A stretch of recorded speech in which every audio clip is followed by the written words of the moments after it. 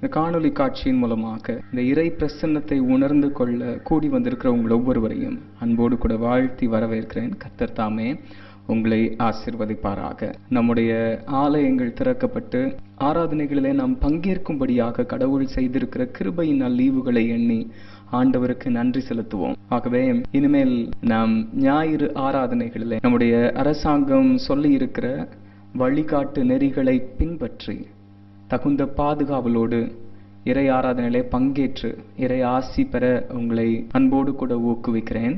கர்த்தர் உங்கள் ஒவ்வொருவரையும் இறை ஆராதனை வேளைகளின் மூலமாக ஆசீர்வதிப்பாராக. ஞாயிறு ஆராதனைகளுக்கு உங்களை ஆயத்தப்படுத்தும் விதமாக ஆண்டவருடைய வார்த்தையை ஞாயிறு ஆராதனை வேளைகளிலே பகிர்ந்து கொடுக்கிற மக்களுக்கு உதவியாயிருக்கும்படியாக இனிமேல் வருகிற காலங்களிலே ஆராதனை முறைமைகளின்றி ஆண்டவருடைய வார்த்தையை பகிர்ந்து கொடுக்கிற நேரங்களாக இந்த காணொளி காட்சி மூலமாக உங்களை சந்திக்க இருக்கிறோம். ஆக இனிமேல் சனிக்கிழமைகளிலே இந்த தியான வேளைகள் உங்களை ஞாயிறு ஆராதனைக்காக ஆயத்தப்படுத்துகிற வேளைகளாக அமைந்திருக்க வேண்டும் என்று நாங்கள் பிரியம் கொள்கிறோம். ஆகவே தொடர்ந்து இந்த தியான வேளைகளிலே நீங்கள் உங்களை ஆயத்தப்படுத்திக் கொள்ளும்படியாக இதை உபயோகப்படுத்திக் கொள்ள உங்களை அன்போடு கேட்டுக்கொள்கிறோம். தொடர்ந்து இறை ஆசி பெருகுவதாக. கர்த்தர் தாமே வருகிற காலங்களிலே உங்களை ஆசீர்வதித்து பாதுகாத்து வழி நடத்துவாராக. இந்த தியான வேளைக்கு ஆரம்பமாக யாவரும் தலைவணங்கி ஜெபம் செய்வோம். எங்களை அதிகமாய் நேசித்து வழி நடத்துகிற எங்கள் அன்பின் ஆண்டவரே, இந்த நாளின் தியான வேளைக்காக உமக்கு நன்றி செலுத்துகிறோம். நீர் எங்கள் மத்தியிலே பிரசன்னராயிருந்து நம்முடைய வார்த்தைகளின் மூலமாக எங்களோடு கூட இடைப்படும். இவ்வேளையை நீர் ஆசீர்வதித்து தாரும். உம்முடைய கிருபைகளையும் இரக்கங்களையும் பெற்றுக்கொண்டவர்களாய் நாங்கள் உம்முடைய ஆசீர்வாதங்களை சுதந்திரித்துக் கொள்ள எங்களை வழிநடத்தியருளும். நீர் உடனரும் ஆசீர்வதித்து வழிநடத்தும். இயேசு கிறிஸ்துவின் இன்ப நாமத்தில் கேட்கிறோம் எங்கள் ஜீவனுள்ள நல்ல பிதாவே, ஆமென். இந்த தியான வேளைக்கு ஆரம்பமாக நாம் யாவரும் இணைந்து நாம் பாமாலை பாடுவோம். யாரை நான் புகழுவேன்.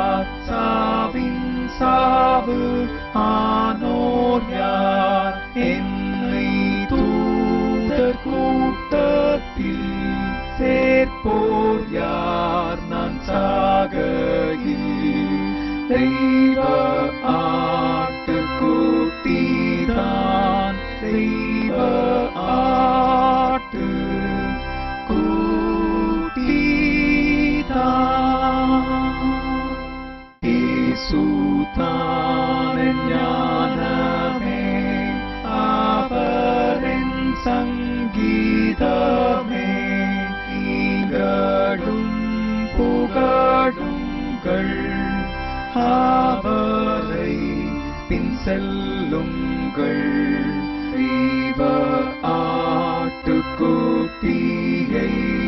தெய்வ ஆட்டுக்குட்டியை.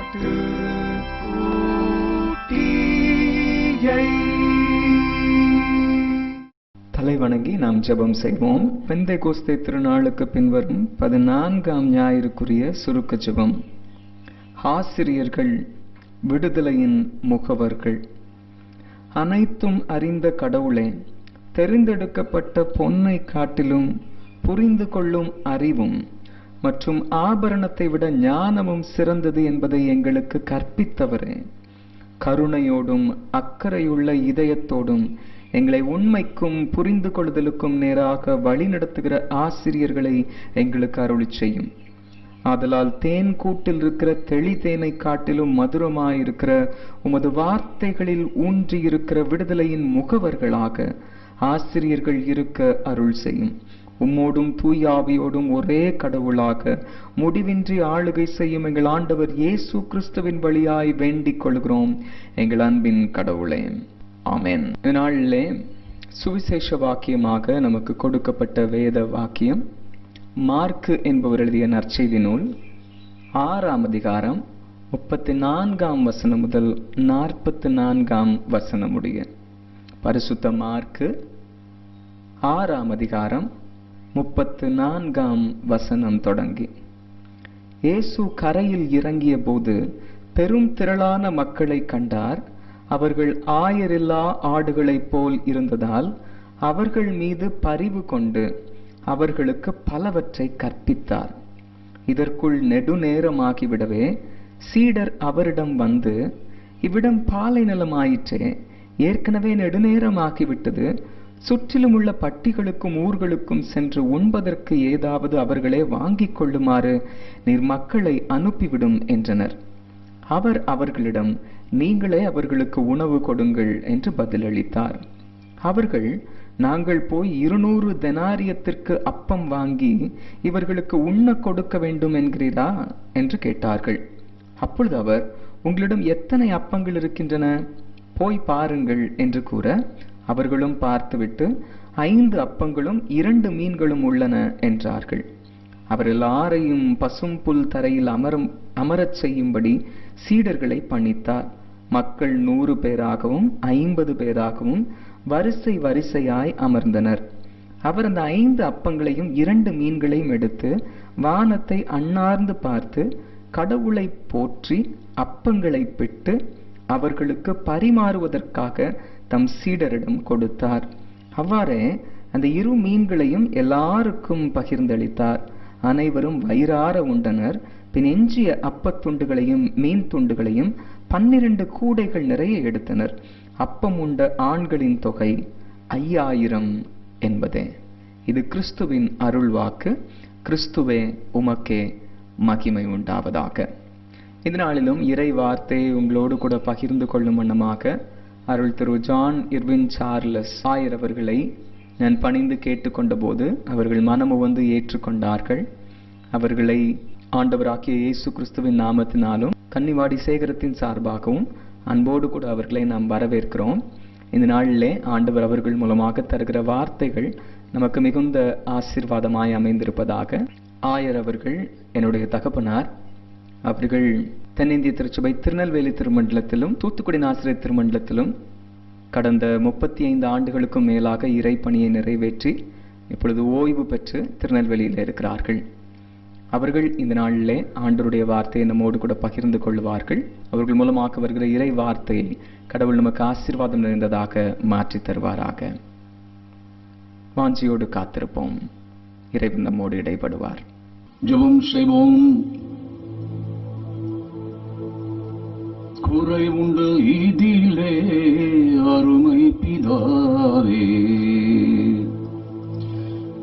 குறை உண்டு இதிலே அருமை பிதாவே, குற்றம் மன்னி தீடும் இயேசுவின் மூலம், குற்றம் மன்னி தீடும் இயேசுவின் மூலம், முறைப்படி கேட்க நான் தெரியாத பாவி, முறைப்படி கேட்க நான் தெரியாத பாவி, முழுதுமே செய்யாமேல் வைக்கிறேன் சுவாமி, முழுதுமே செய்யாமேல் வைக்கிறேன் சுவாமி, ஏற்றுக்கொண்டருளுமே தேவா. இப்போ ஏழையின் ஜெபத்தை இயேசுவின் மூலம் ஏற்றுக்கொண்டருளுமே தேவா. ஏற்றுக்கொள்ளும் கர்த்தாவே, எங்கள் ஜெபத்தை ஏற்றுக்கொள்ளும். எங்களோடு கூட பேசும் நம்முடைய மெல்லிய அமர்ந்த சத்தத்தை கேட்க எங்கள் செவிகளையும் உள்ளத்தையும் திறந்தருளும். மீட்பெரும் அருமை இரட்சகருமாகிய இயேசு கிறிஸ்துவின் மூலமே வேண்டிக் கொள்கிறோம் பரமபிதாவே, ஆமென். கிறிஸ்துவுக்குள் அன்பானவர்களே, உலகின் தலை சிறந்த ஆசிரியராகிய அருமை இரட்சகர் இயேசுநாதரின் திருப்பெயரிலே உங்கள் அனைவரையும் அன்போடு வாழ்த்துகிறேன்.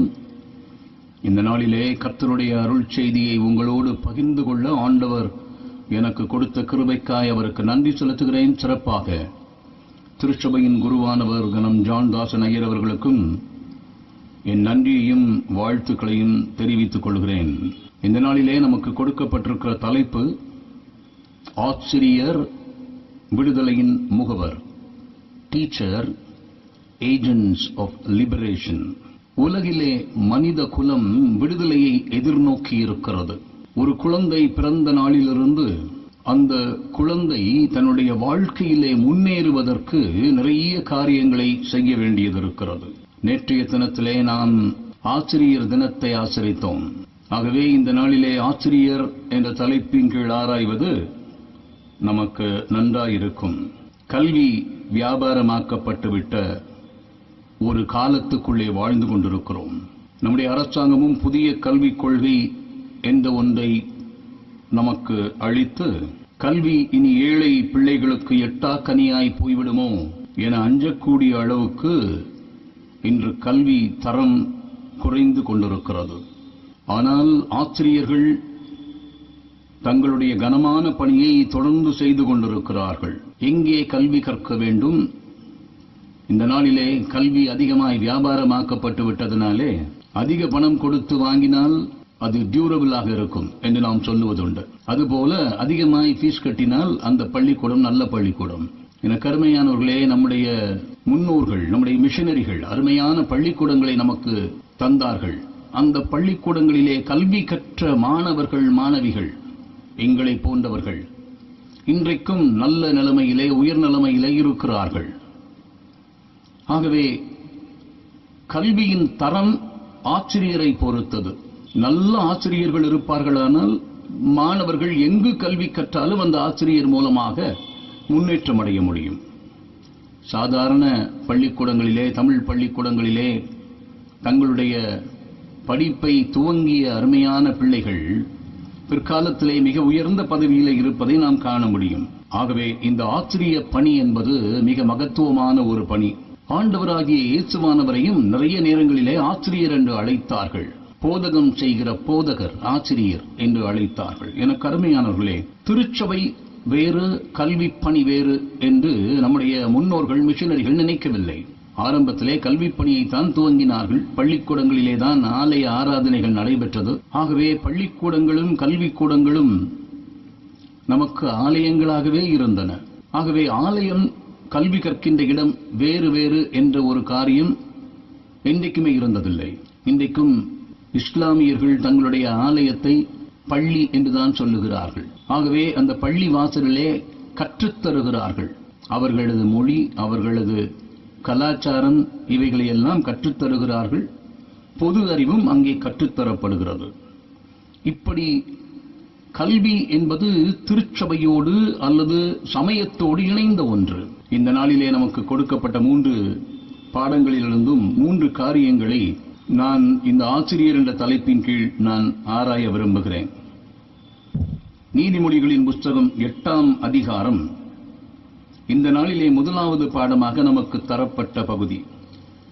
இந்த 8ஆம் அதிகாரத்திலே ஞானத்தை குறித்து முழுவதுமாய் சொல்லப்படுகிறது. ஞானம் கூப்பிடுகிறதில்லையோ, புத்தி சத்தமிடுகிறதில்லையோ என்று ஆரம்பிக்கிறார். 5ஆம் வசனத்திலே சொல்கிறார், பேதைகளே விவேகமடையுங்கள், மூடர்களே புத்தியுள்ள சிந்தையாயிருங்கள் என்று சொல்லுகிறார். பேதைகள் விவேகமடையவும் மூடர்கள் புத்தியுள்ள சிந்தையாய் இருக்கவும் முதலாவதாக ஞானத்தை பெற உதவுகிறவர் ஆசிரியர். கல்வி முக்கியமானது. பிள்ளைகள் புதிய காரியங்களை கற்றுக்கொள்ள வேண்டும் என்பதிலே எந்தவிதமான இரண்டாவது கருத்தும் கிடையாது. ஆனால் கல்விக்கும் மேலாக ஒழுக்கம், நேர்மை, உண்மை இவை போன்றவைகளை கற்றுத்தந்து வருவது மாத்திரமல்ல, அந்த ஆசிரியர் தன்னுடைய வாழ்க்கையின் மூலமாக பிள்ளைகளுக்கு கற்றுக் கொடுக்கிறார். என கருமையானவர்களே, ஒரு நல்ல ஆசிரியராக தன்னுடைய மாணவர்களை ஒழுக்கமுள்ளவர்களாக, நேர்மை உள்ளவர்களாக, உண்மை பேசுகிறவர்களாக, தங்கள் வாழ்க்கையிலே எல்லாவற்றிலும் ஒழுக்கமுள்ளவர்களாக வாழ வேண்டும் என்பதை அந்த ஆசிரியர் கற்றுத்தராமலேயே பிள்ளைகள் புரிந்து கொள்கிறார்கள். நீதிமொழிகளின் புஸ்தகம் 1ஆம் அதிகாரம் 7ஆம் வசனத்திலே ஞானி சொல்லுகிறார், கர்த்தருக்கு பயப்படுதலே ஞானத்தின் ஆரம்பம் என்று சொல்லுகிறார். இந்த ஞானம் கல்வியின் மூலமாக மாத்திரமல்ல, கல்வியின் மூலமாகவும் ஞானம் வருகிறது, நான் இல்லை என்று சொல்லவில்லை. ஆனால் குறைந்த கல்வி கற்றவர்கள் நிறைந்த ஞானம் உள்ளவர்களாக இந்த உலகத்தை மாற்றுகிறவர்களாக வாழ்ந்திருக்கிறார்கள் என்பது நம்முடைய தமிழ்நாட்டிலேயே நமக்கு தெரியுமே. நமக்கு முதலமைச்சர்களாயிருந்த கரும வீரர் காமராஜர் குறைந்த கல்வி கற்றவர். ஆனால் அவர் மூலமாய் தமிழகம் பெற்றுக்கொண்ட நன்மைகள் ஏராளம் ஏராளமானது. குறைந்த கல்வி கற்ற கலைஞர் கருணாநிதி அவர்கள் நிறைந்த அறிவு பெற்றவர்கள், நிறைய நற்காரியங்களை செய்தவர்கள். ஆகவே ஞானம் என்பது கல்வியினாலே மாத்திரமல்ல, அந்த ஆசிரியரின் மூலமாய் கிடைக்கின்ற ஒரு காரியம். என கருமையானவர்களே, இந்த ஞானத்தை திருமறை எப்படி சொல்லுகிறது என்று பார்ப்பீர்களானால், யாத்திராகம புத்தகம் 31ஆம் அதிகாரத்துக்கு நீங்கள் வரும்பொழுது அங்கே ஆண்டவர் சொல்கிறார், யூதாவின் கோத்திரத்தில் ஊருடைய மகனான ஊரியின் குமாரன் பெசலெயேலை பேர் சொல்லி அழைத்து, 5ஆம் வசனத்திலே சொல்லுகிறார், சகலவித வேலைகளையும் யூகித்து செய்கிறதற்கு வேண்டிய ஞானமும் புத்தியும் அறிவும் அவனுக்கு உண்டாக அவனை தேவ ஆவியினால் நிரப்பினேன் என்று சொல்லுகிறார். ஒரு திறமையை ஆண்டவர் அவனுக்கு தந்து, அவனுடைய கல்வி நிமித்தமாக அல்ல, ஆண்டவர் தருகிற ஞானத்தின் நிமித்தமாக அவனுக்கு ஒரு நல்ல காரியத்தை ஆண்டவர் கற்றுத்தருகிறார். பெசலெயேல், அகோலியாப் ஆகியவர்கள் கல்வி தராத ஆண்டவர் தருகிற ஞானத்தை பெற்றார்கள். என கருமையானவர்களே, ஆசிரியர்கள் ஞானத்தை பெற உதவ வேண்டும். ஒருவேளை கல்வியை இடையிலே நிறுத்துகிற பிள்ளைகளானாலும் அவர்களுக்கு ஞானத்தை கற்றுத்தந்தால் அவர்கள் ஒழுக்கம், நேர்மையானவைகளை முதன்மையாகவே கற்றுக்கொள்ள முடியும். அப்போஸ்தலர் 4ஆம் அதிகாரத்துக்கு வருவீர்களானால் அங்கே நாம் வாசிக்கிற காரியம், அப்போஸ்தலர் 4ஆம் அதிகாரம். இங்கே ஆண்டவர் 13ஆம் வசனத்திலே பேதுருவும் யோவானும் பேதமையுள்ளவர்கள் என்பது மக்களுக்கு தெரியும். அவர்கள் நல்ல கல்விமான்கள் அல்ல, ஆனால் அவர்கள் பேசுகிறார்கள். அதுவரை கோழைகளாயிருந்தவர்கள் எழுந்து நின்று முன்னாலே நின்று ஆண்டவருடைய செய்தியை மக்களுக்கு அறிவிக்கிறார்கள். 13ஆம் வசனம் இப்படி சொல்லுகிறது, பேதுருவும் யோவானும் பேசுகிற தைரியத்தை அவர்கள் கண்டு அவர்கள் படிப்பு அறியாதவர்கள் என்றும் பேதமை உள்ளவர்கள் என்றும் அறிந்தபடியினால் ஆச்சரியப்பட்டு அவர்கள் இயேசுவுடனே கூட இருந்தவர்கள் என்றும் அறிந்து கொண்டார்கள் என்று வாசிக்கிறோம். என கருமையானவர்களே, ஆண்டவர் அவர்களுக்கு ஞானத்தை தந்தார். அவர்கள் ஆண்டவரோடு கூட இருந்ததனாலே அவர்கள் சிறப்பான ஞானத்தை பெற்றிருந்ததாக சொல்லுகிறார். 119ஆம் சங்கீதத்திலே சங்கீதக்காரன் இப்படி சொல்லுவார். 119ஆம் சங்கீதம் 99ஆம் வசனத்துக்கு நீங்கள் வரும்பொழுது, உம்முடைய சாட்சிகளின் தியானமாயிருக்கிறபடியால் எனக்கு போதித்தவர்கள் எல்லாரிலும் அறிவுள்ளவனாயிருக்கிறேன் என்று சொல்கிறார். போதிக்கிற ஆசிரியர்களை காட்டிலும் அறிவுள்ளவராய் மாறுவதற்கான காரணம் அவருடைய வாழ்க்கையிலே ஏற்கனவே ஆசிரியர்கள் கற்றுத்தந்த நற்குணங்கள். ஆண்டவராகிய இயேசுவானவரும் இப்படி அவருடைய வாழ்வின் மூலமாக, அவருடைய செய்திகளின் மூலமாக, அவர் கற்றுத்தந்ததன் மூலமாக அவருடைய சீடர்களுக்கு போதிக்கிறார். யோவான் 6ஆம் அதிகாரத்திலே இயேசுவானவரை பின்பற்றி சென்ற சீடர்களில் சிலர் அவரை விட்டு விலகிப் போனதாக வாசிக்கிறோம். அப்பொழுது ஆண்டவர் தம் சீடரை பார்த்து கேட்கிறார், நீங்களும் போய்விட மனதாயிருக்கிறீர்களோ? பேதுருவடிகளார் சொல்கிறார், ஆண்டவரை, நாங்கள் யாரிடம் போவோம்? நிலை வாழ்வு அளிக்கும் வார்த்தைகள் உம்மிடம் தானே உள்ளன என்று சொல்லுகிறார். அப்படி நிலை வாழ்வு அளிக்கும் வார்த்தைகளை தம்முடைய சீடருக்கு கற்றுத்தந்த ஆண்டவராகிய இயேசுவானவர், அதன் மூலமாய் அவர்கள் கல்வி அறிவுக்கும் மேலாக இறை ஞானத்தை பெற்றார்கள். இந்த ஞானத்தை பெற ஒவ்வொரு ஆசிரியரும் தன் பிள்ளைகளுக்கு ஞானத்தை கற்றுக் கொடுக்க வேண்டும். ஒரு காலத்திலே நம்முடைய கிறிஸ்தவ பள்ளிக்கூடங்களிலே கிறிஸ்தவர்களுக்கென்று ஸ்கிரிப்சர் என்று சொல்லப்படுகிற வேத பாடமும் மற்றவர்களுக்கு மாரல் இன்ஸ்ட்ரக்ஷன் என்று சொல்லப்படுகிறதும் கற்றுக் கொடுக்கப்பட்டது. இவைகள் மாணவர்களுடைய நலன்களை அல்லது மாணவர்களுடைய நல்ல குணாதிசயங்களை வளர்ப்பதற்காக கற்றுக் கொடுக்கப்பட்ட காரியங்கள். நிறைய நேரங்களிலே ஆசிரியர்கள் தங்களுடைய வாழ்க்கையின் மூலமாய் மாணவர்களை ஞானமுள்ளவர்களாக மாற்றுவது முக்கியம். இரண்டாவதாக, அப்போஸ்தலர் நடவடிக்கையின் புத்தகம் 8ஆம் அதிகாரத்தின் சில வசனங்கள் இன்றைக்கு நமக்கு தரப்பட்டிருக்கிறது. இங்கே பிலிப்பு என்ற அப்போஸ்தலனை குறித்து வாசிக்கிறோம். பிலிப்பு ஆண்டவர் மூலமாக ஒரு செய்தியை பெறுகிறார்.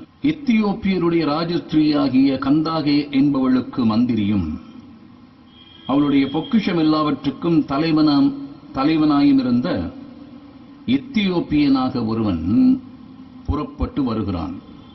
அவன் ரதத்திலே உட்கார்ந்து ஏசாயா தீர்க்கனின் ஆகமத்தை வாசித்துக் கொண்டிருக்கிறான். இப்படி வாசித்துக் கொண்டிருக்கும் பொழுது ஆண்டவர் பிலிப்புவிடத்திலே சொல்லுகிறார், நீ ஓடி போய் அவனுடைய ரதத்தோடு சேர்ந்து கொள் என்று சொல்லுகிறார். அவரும் போய் அந்த ரதத்தோடு சேர்ந்து நடந்து செல்லும் பொழுது மெதுவாக அவனிடத்திலே கேட்கிறார், நீர் வாசிக்கிற பகுதி உமக்கு புரிகிறதா என்று கேட்கிறார். 31ஆம் வசனம் இப்படி சொல்கிறது, ஒருவன் எனக்கு தெரிவிக்காவிட்டால் அது எனக்கு எப்படி தெரியும் என்று சொல்லுகிறார். எனக்கு அருமையானவர்களே, ஒருவர் எனக்கு விளக்காவிட்டால் எனக்கு எப்படி புரியும் என்று சொல்லுகிறார். இரண்டாவதாக, விளங்கிக் கொள்ள உதவுபவர் ஆசிரியர். ஏற்கனவே ஒரு பகுதி இருக்கிறது, அந்த பகுதியை புரிந்து கொள்வதற்கு ஒரு ஆசிரியரின் துணை தேவைப்படுகிறது. லூக்கா எழுதின நற்செய்தி நூல் 8ஆம் அதிகாரத்திலே ஆண்டவராகிய இயேசுவானவர் அழகான ஒரு ஊமையை சொல்லுகிறார். அவருடைய வாழ்விலே அவர் கற்றுத்தந்த காரியங்கள் மிக அருமையானவை. மக்கள் புரிந்து கொள்ளும் வண்ணமாக, விளங்கிக் கொள்ளும் வண்ணமாக விளக்குவதிலே கை தேர்ந்தவர் ஆண்டவராகிய இயேசுவானவர். விதைக்கிறவனின் ஊமையை அவர் சொல்லுகிறார். அப்படி சொல்லும் பொழுது அங்கே சீஷர்கள் கேட்டுக்கொண்டிருக்கிறார்கள்.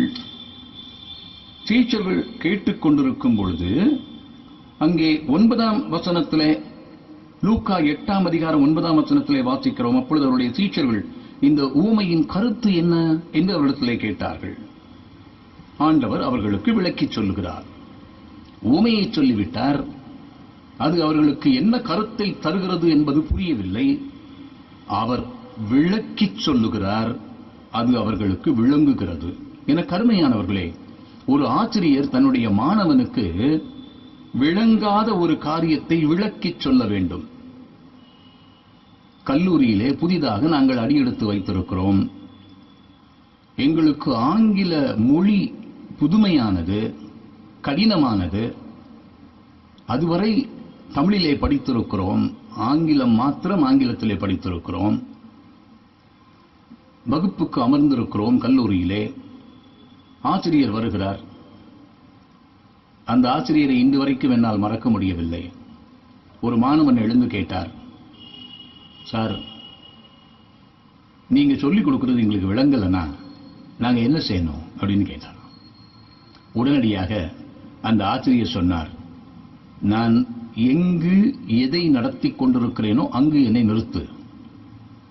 என்னை நிறுத்தி எனக்கு விளங்கவில்லை என்று சொல், நான் உனக்கு விளக்குவேன் எல்லாருக்கும் விளங்கின பின்புதான் நான் அடுத்த பகுதிக்குள்ளாக நான் கடந்து போவேன். இது ஒரு அருமையான ஒரு ஆசிரிய குணாதிசயம். விளங்கிக் கொள்ள உதவுபவர் ஆசிரியர். என கருமையானவர்களே, ஒவ்வொரு ஆசிரியரும் தன்னுடைய மாணவர் எல்லாரும் ஒருவேளை நன்றாக புரிந்து கொள்ளக்கூடிய மாணவர்கள் உண்டு, புரிதலிலே குறைவானவர்கள் உண்டு. என்னை போல திரும்பவும் அவர்கள் கற்றுக் கொடுப்பார்களானால், அதை விளக்குவார்களானால் அது சிறப்பாக இருக்கும்.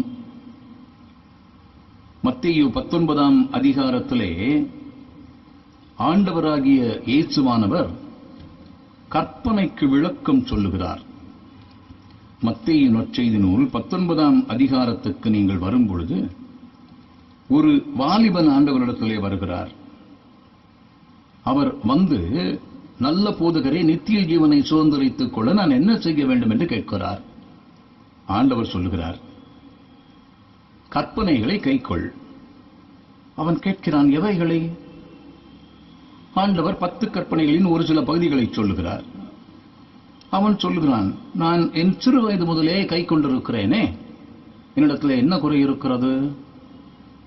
ஆண்டவர் சொல்லுகிறார் 21ஆம் வசனத்திலே, மத்தேயு எழுதின நற்செய்தி நூல் 19ஆம் அதிகாரம் 21ஆம் வசனத்திலே, அதற்கு இயேசு, நீ பூரண சற்குணனாய் இருக்க விரும்பினால் போய் உனக்கு உண்ணானவைகளை விற்று தரித்திரருக்கு கொடு, அப்பொழுது பரலோகத்தில் உனக்கு பொக்கிஷம் உண்டாயிருக்கும், பின்பு என்னை பின்பற்றி வா என்று சொன்னார்.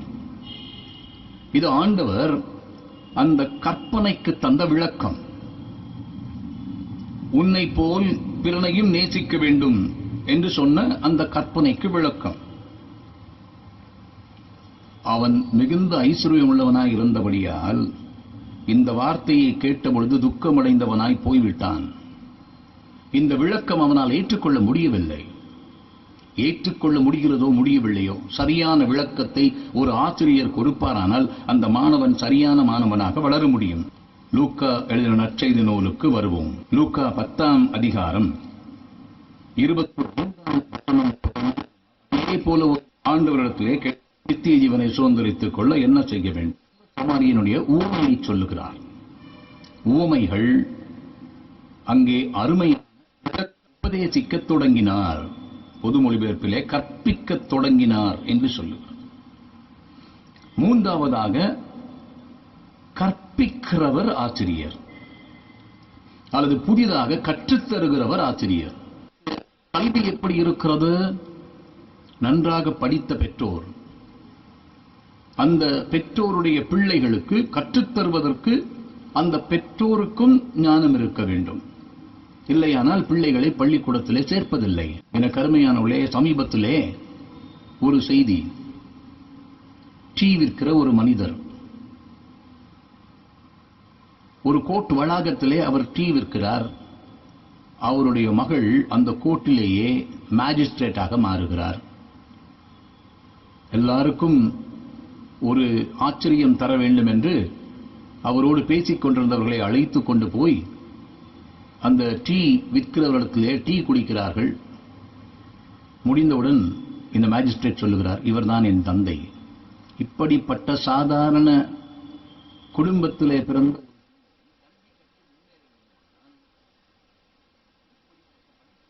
படிக்க முடியாதல்ல. ஆனால் சாதாரணமான பள்ளிக்கூடங்களிலே அசாதாரணமான ஆசிரியர்களை நான் பார்த்திருக்கிறேன். நான் 4ஆம் வகுப்பு படிக்கும் பொழுது ஒரு ஆசிரியை எனக்கு அதிகமாய் கற்றுத்தந்தவர்கள், அவர்கள் கற்றுத்தந்தவைகள் ஏராளமானது. 10ஆம் 11ஆம் வகுப்பில் எனக்கு ஆங்கிலம் கற்றுத்தந்த ஆசிரியர், கணக்கு கற்றுத்தந்த ஆசிரியர், இவர்கள் எல்லாம் என்னால் மறக்க முடியவில்லை. ஏனென்றால் குறைவான அறிவுள்ள எனக்கு அவர்கள் கற்றுத்தந்தவைகள் விளங்கக்கூடிய அளவுக்கு, எனக்கு விளங்கக்கூடிய அளவுக்கு அவர்கள் கற்றுத்தந்தார்கள். அது மிக முக்கியமான ஒன்று. எங்களுக்கு கற்றுக்கொள்ள வேண்டும் என்ற ஆர்வம் இருந்த பொழுது அந்த ஆர்வத்தை தடை செய்யாமல், உனக்கு ஒன்றும் தெரியாது, உனக்கு விளங்காது, இப்படி சொல்லுகிற ஆசிரியர்களை நான் பார்த்திருக்கிறேன். ஆனால் விளங்க முடியாத ஒரு மாணவனுக்கு விளக்கி சொல்லுகிற அருமையான ஆசிரியர்கள் இன்று வரை இருந்து கொண்டிருக்கிறார்கள். லூக்கா 11ஆம் அதிகாரத்தில் சீடர்கள் ஆண்டவரிடத்தில் கேட்கிறார்கள், ஆண்டவரே, யோவான் தன் சீடருக்கு ஜெபிக்க கற்றுக் கொடுத்தது போல நீரும் எங்களுக்கு ஜெபிக்க கற்றுத்தாரும். ஆண்டவர் அவர்களுக்கு ஜெபிக்க கற்றுத் தருகிறார். எப்படி ஜெபிக்க வேண்டும், எனக்கு தெரியாது. நான் ஆண்டவரிடத்திலே கேட்டேன். ஆண்டவர் எனக்கு ஜெபிக்க கற்றுக் கொடுக்கிறார். பரமண்டலங்களில் இருக்கிற எங்கள் தந்தையே, உம்முடைய நாமம் தூயதென போற்றப்படட்டும், உம்முடைய அரசு வரட்டும். அழகான ஒரு ஜெபத்தை தம் சீடருக்கு கற்றுக் கொடுக்கிறார். அவர்கள் அந்த ஜெபத்தின் மூலமாக நிறைய காரியங்களை கற்றுக்கொள்கிறார்கள். அந்த ஜெபத்தின் ஒவ்வொரு பகுதியும் அவர்களுக்கு புதிய புதிய காரியங்களை கற்றுக் கொடுத்தது. மத்தேயு எழுதின நற்செய்தி நூல் 5ஆம் 6ஆம் 7ஆம் அதிகாரங்களிலே மலை பொழிவிலே ஆண்டவர் கற்றுத்தருகிற காரியங்கள், எவ்வளவு காரியங்களை கற்றுத்தருகிறார். ஏற்கனவே உங்களுக்கு சொல்லப்பட்ட காரியங்கள். கொலை செய்யாதே, இது நீங்கள் ஏற்கனவே பெற்றுக்கொண்ட ஒரு காரியம். அதற்கு புதிய விளக்கம் தருகிறார் ஆண்டவர். யாரோ ஒருவருடைய ஜீவனை எடுப்பது மாத்திரம் கொலை அல்ல, அவரை வருத்தப்படுத்துகிறது அல்லது அவரை அதிகமாய் காயப்படுத்துகிறதும் கொலைக்கு சமம் என்று சொல்லுகிறார். கொலை செய்யாதே என்று பூர்வத்தாருக்கு உரைக்கப்பட்டதை நீங்கள் கேள்விப்பட்டிருக்கிறீர்கள். நான் உங்களுக்கு சொல்லுகிறேன், தன் சகோதரனை மூடனே என்று சொல்லுகிறவன் எரிநகரத்துக்கு பாத்திரம் உள்ளவன். இப்படி நிறைய காரியங்களை அவர் விளக்கிச் சொல்லுகிறார். என்ன செய்ய வேண்டும்? கவலைப்படுகிறீர்களா? கற்றுத்தருகிறார் ஆண்டவர். கவலைப்பட வேண்டாம். 6ஆம் அதிகாரத்திலே கவலைப்படுகிறதுனால எவன் தன் சரீர அளவோடு ஒரு முழத்தை கூட்டுவான்? உடைக்காக நீங்கள் ஏன் கவலைப்படுகிறீர்கள்? காட்டு புஷ்பங்கள் எப்படி வளர்கிறது என்று கவனித்து பாருங்கள். அவைகள் விதைக்கிறதும் இல்லை, நூற்கிறதும் இல்லை, களஞ்சியங்களில் சேர்த்து வைக்கிறதும் இல்லை. உணவுக்காக கவலைப்படுகிறீர்களா? பறவைகளை கவனித்து பாருங்கள், அவைகள் உங்களுக்கு கற்றுத்தரும். அடுத்த நேர உணவுக்காக அவைகள் கவலைப்படுவதில்லையே. இப்படி ஆண்டவர் நிறைய காரியங்களை அவர்களுக்கு கற்றுத்தருகிறார். எனக்கு அருமையானவர்களே, புதிய புதிய காரியங்களை கற்றுக் கொடுத்து பிள்ளைகளை சரியான முறையிலே வழிநடத்துகின்ற ஆசிரியர்கள் இன்றைக்கு நமக்கு தேவை. அப்படிப்பட்ட ஆசிரியர்கள் தங்களுடைய திருமறை, தங்களுடைய ஆண்டவர் மூலமாக பெற்றுக்கொண்ட ஆசீர்வாதங்களை அவர்களுடைய பிள்ளைகளுக்கு கொடுக்க வேண்டும். இப்படி தங்களுடைய வாழ்க்கையிலே கற்றுக் கொடுத்தவர்கள் ஏராளமானவர்கள். ஒருவேளை இன்றைக்கு நிறைய பேர் ஆசிரியர்கள் மூலமாக முன்னேறியவர்கள். ஆகவேதான் ஆசிரியர்களை குறித்து சொல்லும் பொழுது அவர்கள் ஏணி என்று சொல்லுவார்கள், மெழுகுவர்த்தி என்று சொல்லுவார்கள். தங்களை தாங்களே கரைத்துக் கொண்டு பிறருக்கு வெளிச்சம் கொடுக்கிறவர்கள். ஏணி இருக்கிற இடத்திலேயே இருக்கும், ஆனால் அதிலே ஏறுகிறவர்கள் மேலே போக முடியும். இப்படி ஏணிகளாக பயன்பட்ட என் ஆசிரியர்களை நினைத்து பார்க்கிறேன். அவர்களுக்கு நன்றி செலுத்துகிறேன். இன்றைக்கு ஆசிரிய பணி செய்கிற அனைத்து ஆசிரியர்களையும், ஆசிரிய பணி செய்து ஓய்வு பெற்றிருக்கிறவர்களையும் அன்போடு வாழ்த்துகிறேன், நன்றியோடு நினைக்கிறேன். ஆண்டவர் உங்களை ஆசிரியர்களாக தெரிந்து கொண்டதற்கான காரணம் ஒரு சிறப்பான நோக்கம். நல்ல மாணவ மாணவிகளை உருவாக்கி இந்த உலகத்திலே அவர்கள் செழிப்பானவர்களாக, ஆசீர்வதிக்கப்பட்டவர்களாக, மற்றவர்களுக்கு பயன்படுகிறவர்களாக வாழுவதற்காக ஆண்டவர் உங்களை ஆசிரிய பணிக்காக அழைத்தார். எனக்கு அருமையானவர்களே, நீங்கள் கற்றுக் கொடுக்கிற காரியம் உங்கள் பிள்ளைகளுக்கு பிரயோஜனமாக இருந்ததா? ஆசிரியர் ஞானத்தை பெற உதவுகிறவர், ஆசிரியர் விளங்கிக் கொள்ள உதவுபவர், ஆசிரியர் கற்பிக்கிறவர். அப்படிப்பட்ட ஆசீர்வாதங்களை ஆண்டவர் நமக்கு தந்து ஆசிரிய பணி செய்கிற அனைவரும் உன்னதமான பணியை தொடர்ந்து நிறைவேற்ற ஆண்டவருடைய கிருபையை அனைத்து ஆசிரியர்களோடும் கூட இருப்பதாக. இயேசுநாதரை போன்ற நல்ல ஆசிரியராக வாழ ஆண்டவர் அருள் புரிவாராக. ஆமென். தலைவன் எங்கு ஜெபிப்போம். அன்பின் ஆண்டவரே, எங்களோடு நீர் இடைப்பட்டதற்காக ஸ்தோத்திரம். எங்களுக்கு நீ தருகிற ஆசிரிய பணிக்காக ஸ்தோத்திரம். ஆண்டவரே, உண்மையே நாங்கள் மக்களுக்கு எடுத்துரைத்து ஞானமுள்ளவர்களாக எங்கள் பிள்ளைகள் வளர நீர் கிருபை செய்ய வேண்டுமாய் வேண்டிக் கொள்கிறோம். ஆண்டவரே, ஒவ்வொரு ஆசிரியர்களுக்காக உமக்கு நன்றி செலுத்துகிறோம். ஆசீர்வதியும். தொடர்ந்து உம்முடைய கிருபை உம்முடைய பிள்ளைகளோடு இருக்கட்டும். மீட்பர் இயேசுவின் மூலமே வேண்டிக் கொள்கிறோம் பரமபிதாவே. ஆமென்.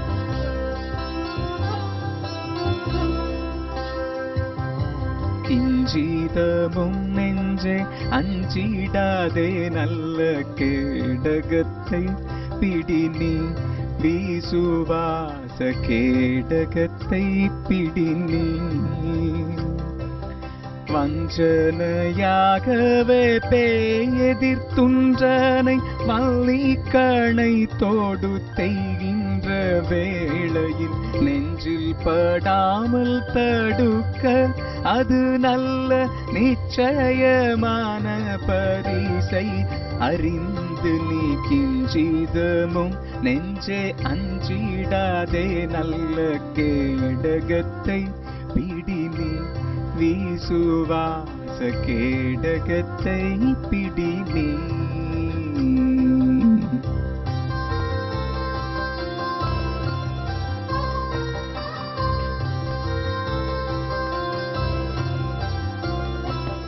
பாவத்தை வெறுக்க ஆபத்தை சகிக்க பக்தியில் தெளிக்கவும் நித்திய ஜீவனை பிடிக்க லோகத்தை ஜெயிக்க திறமை அளிக்கவும். சாவே உன் கூரெங்கே, பாதாளமே உன் ஜெயம் எங்கே என்று நீ கூவி கழிக்கவும். தேவன் நோகந்துளை தானங்கீகரிக்க செய்யவுமே அது திவ்ய நல்லாயுதம். கிஞ்சிதமும் நெஞ்சே அஞ்சிடாதே நல்ல கேடகத்தை பிடி நீ, விசுவாச கேடகத்தை பிடி நீ.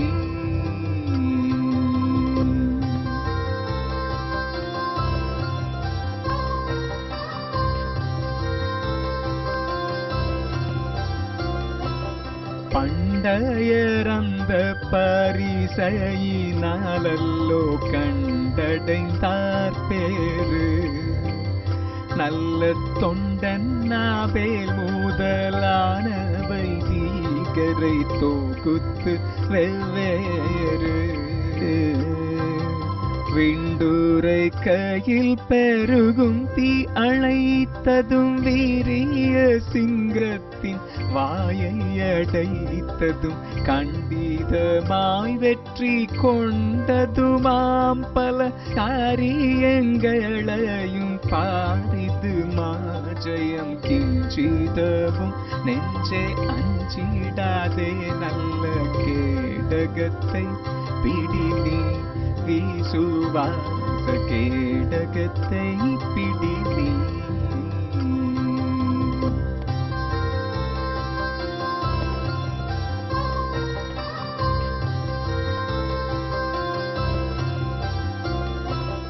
ஊற்றமுடன் இப்பரிசை பிடித்திடவும் செயல் மாபேதம். அதின் தோற்றமும் முடிவும் இயேசுபரன் செயல் துணை அவர் பாதம். ஏற்றரவணைக்கவே பணிவாக இறந்து மன்றாடி அவர் மூலமாகவே ஆற்றல் செய்தேற்றரவாளி பரிசுத்த ஆவி உதவியை மேவியடைந்து நீ கிஞ்சிதமும் நெஞ்சே அஞ்சிடாதே நல்ல கேடகத்தை பிடி நீ, விசுவாச கேடகத்தை பிடி நீ. வஞ்சனையாகவே பேயெதிர்த்துன்றனை வள்ளிக்கணை தோடு செய்கின்ற வேளையில் நெஞ்சில் படாமல் தடுக்க அது நல்ல நிச்சயமான பரிசை அறிந்து நீ கிஞ்சிதமும் நெஞ்சே அஞ்சிடாதே நல்ல கேடகத்தை பிடி நீ, விசுவாச கேடகத்தை பிடி நீ. தலை வணங்கி ஜெபம் செய்வோம். எங்களை அதிகமாய் நேசித்து வழி நடத்துகிற எங்கள் அன்பின் ஆண்டவரே, இந்த நாளுக்காக உமக்கு ஸ்தோத்திரம் செலுத்துகிறோம். இதோ உம்முடைய வார்த்தைகளை கேட்க கிருபை செய்தீர் ஆண்டவரே. எங்களுக்கு கற்றுக் கொடுத்த ஆசிரியர்கள் ஒவ்வொருவரையும் நாங்கள் நினைவு கூறுகிறோம் ஆண்டவரே. அவர்கள் எங்களுக்கு காட்டிய நல்ல முன்மாதிரிகளுக்காக, தியாகத்துடனே எங்களுக்கு கற்றுக் கொடுத்த ஒவ்வொரு காரியங்களுக்காக உமக்கு ஸ்தோத்திரம். அவர்கள் காட்டிய நல்ல முன்மாதிரிகளை நாங்கள் அவர்களுடைய மாணவர்களாக பின்பற்ற எங்களுக்கு பலன் தாரும் ஆண்டவரே. அது மாத்திரமல்ல, அவர்கள் கற்றுக் கொடுத்த நற்காரியங்கள் எல்லாவற்றையும் எங்கள் வாழ்க்கையிலே ஆண்டவரே அதை உபயோகப்படுத்தும் கிருபைகளை எங்கள் ஒவ்வொருவருக்கும் அருளி செய்யும். எங்கள் வாழ்க்கைக்கு அவைகள் பிரயோஜனமாக இருக்கிறதை நாங்கள் உணர்ந்து கொள்ள எங்களுக்கு பலன் தாரும். அது மாத்திரமல்ல, எங்கள் ஆசிரியர்கள் ஒவ்வொருவரையும் நாங்கள் உம்முடைய சமூகத்தில் வைக்கிறோம் ஆண்டவரே. ஒருவேளை இம்மட்டுமாக எங்களுக்கு கற்றுக் கொடுத்த ஒவ்வொரு ஆசிரியர்களையும் எங்கள் நினைவுக்கு கொண்டு வருகிறோம். அவர்கள் ஒவ்வொருவரையும் கர்த்தர் தனித்தனியாய் பேர் பேராய் குடும்பம் குடும்பமாய் ஆசீர்வதியும். அவர்களுடைய வாழ்விலே கர்த்தர் நீடித்த ஆயுளையும் சுகம்பலன் ஜீவனையும் ஆரோக்கியத்தையும் அவர்களுக்கும் அவர்கள் பிள்ளைகளுக்கும் அவர்களுடைய பிள்ளைகளின் பிள்ளைகளுக்கும் நீர் அருளி செய்து ஆண்டவரை எங்கெங்கே இருக்கிறார்களோ ஆங்காங்கே உம்முடைய ஆசீர்வாதங்களை தொடர்ந்து பெற்றுக்கொண்டவர்களாய் அவர்கள் வாழ நீர் கிருபை செய்யும். உம்முடைய கிருபை நாள் இரக்கத்தினால முடிசூட்டும் ஆண்டவரே. அது மாத்திரமல்ல, எங்களுடைய வாழ்வு அவர்களாலே ஆண்டவரே ஆசீர்வதிக்கப்பட்டிருக்கிறது. என்னுடைய வாழ்வு மறு சீரமைக்கப்பட்டிருக்கிறது.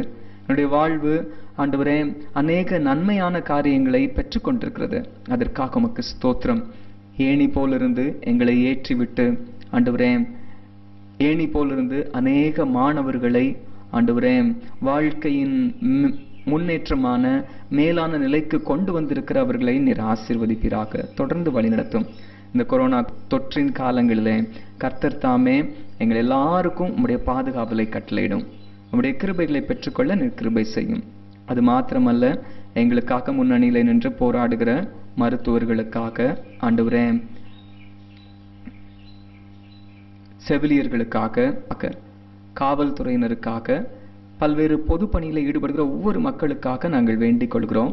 கர்த்தர் தாமே உம்முடைய பிள்ளைகள் எல்லாருக்கும் உம்முடைய ஆசீர்வாதங்களை கட்டளையிடும். ஆண்டவரே, எங்கள் மக்கள் எல்லாரையும் நீர் பாதுகாவல் புரியும். உம்முடைய கிருபையின் கரங்களுக்குள்ளாக அர்ப்பணிக்கிறோம். இந்த கொரோனா தொற்று முற்றிலுமாய் ஆண்டவரே இந்த உலகத்தை விட்டு அழிந்து போகத்தக்கதாக ஆண்டவரே நீர் கிருபை செய்யும். மாத்திரமல்ல, சரியான மருந்துகள் அதற்காக கண்டுபிடிக்கப்பட நீர் கிருபை செய்யும். அதற்காக எடுக்கப்படுகிற முயற்சிகள் அனைத்தையும் கர்த்தர் ஆசீர்வதியும். எங்களுடைய திருச்சுவையின் பிள்ளைகள் ஒவ்வொருவரையும் கர்த்தர் ஆசீர்வதித்து காத்துக்கொள்ளும். நீரை பொறுப்பேற்று வழி நடத்தும்.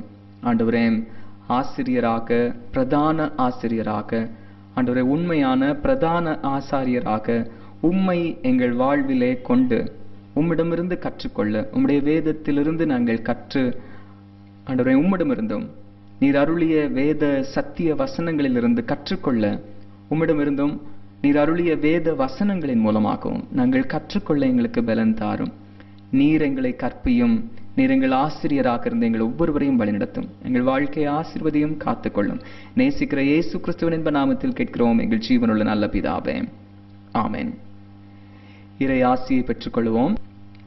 தேவனுடைய கிருபைக்கும் இரக்கமுள்ள பராமரிப்புக்கும் உங்களை ஒப்புவிக்கிறோம். கர்த்தர் உங்களை ஆசீர்வதித்து காக்க கடவர். கர்த்தர் தம்முடைய திருமுகத்தை உங்கள் மேல் பிரகாசிக்க பண்ணி உங்கள் மேல் கிருபையாயிருக்க கடவர். கர்த்தர் தம்முடைய திருமுகத்தை உங்கள் மேல் பிரசன்னமாக்கி இப்பொழுதும் எப்பொழுதும் உங்களுக்கு சமாதானம் சந்தோஷம் கட்டளையிட கடவர். இப்பொழுதும் பிதா, குமாரன், பரிசுத்தாவியாகிய திரியேக தெய்வத்தின் ஆசீர்வாதம் உங்களோடு இருந்து இனிவரும் சதா காலங்களிலும் உங்களோட நிலைத்திருக்க கடவுளே, ஆமென்.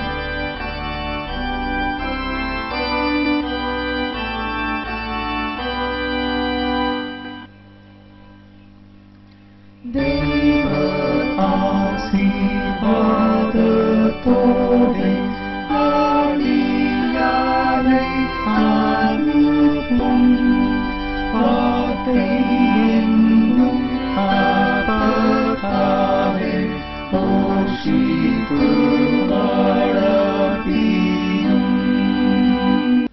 இப்போதும் உம்மை தேடி வந்து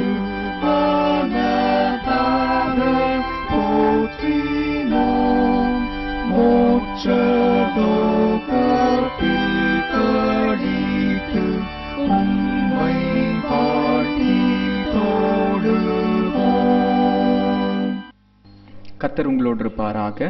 இறை அமைதியும் சமாதானமும் ஆசீர்வாதமும் இந்த வாரமும் இந்த மாதம் முழுவதும் உங்களோடு தங்கியிருந்து உங்களை ஆசீர்வதித்து வழி நடத்துவதாக. ஆமென்.